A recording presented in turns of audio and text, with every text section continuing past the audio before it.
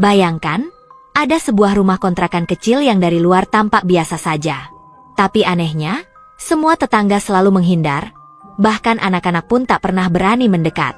Apa sebenarnya yang disembunyikan rumah itu? Di sebuah gang sempit di pinggiran kota, berdiri sebuah rumah kontrakan berwarna krem yang catnya sudah mulai mengelupas. Pagar besinya berkarat, jendela kayunya kusam, dan di terasnya hanya ada beberapa pot bunga plastik yang warnanya sudah pudar. Meski tampak usang, sebenarnya rumah itu tidak berbeda dengan rumah kontrakan lain di kawasan tersebut.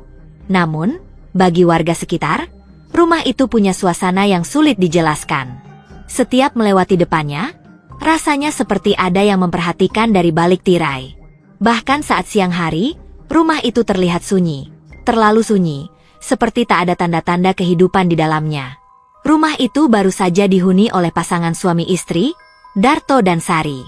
Mereka pindah beberapa bulan lalu.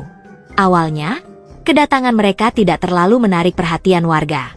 Tapi sejak pertama kali menempati rumah kontrakan itu, Darto dan Sari memang sangat tertutup.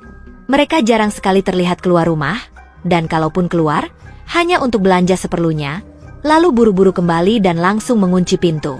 Awalnya, warga sekitar menganggap mereka hanya tipe orang yang pendiam. Namun, lama-kelamaan, keanehan mulai muncul.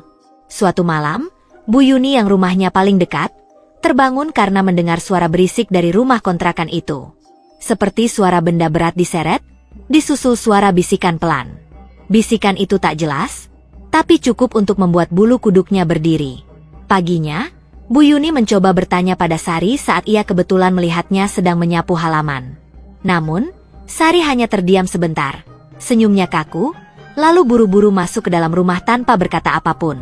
Dari situlah, perasaan tidak enak mulai muncul di hati Bu Yuni. Rumor pun mulai beredar.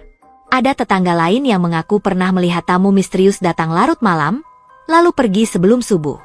Ada juga yang bilang sempat mencium bau aneh, seperti bau anyir, dari arah rumah itu. Namun, tak ada yang berani memastikan. Warga hanya saling bisik-bisik, dan sebagian besar mulai memilih untuk memutar langkah lebih cepat saat melewati rumah kontrakan itu. Puncak dari semua kecurigaan terjadi pada suatu pagi. Seorang tukang sayur langganan yang biasa lewat depan rumah itu, menemukan bungkusan plastik besar di dekat tempat sampah rumah kontrakan.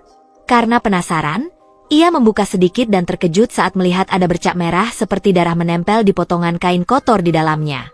Berita itu langsung menyebar cepat. Suasana gang mendadak tegang. Banyak yang menduga-duga kemungkinan terburuk. Hingga akhirnya, Ketua RT bersama beberapa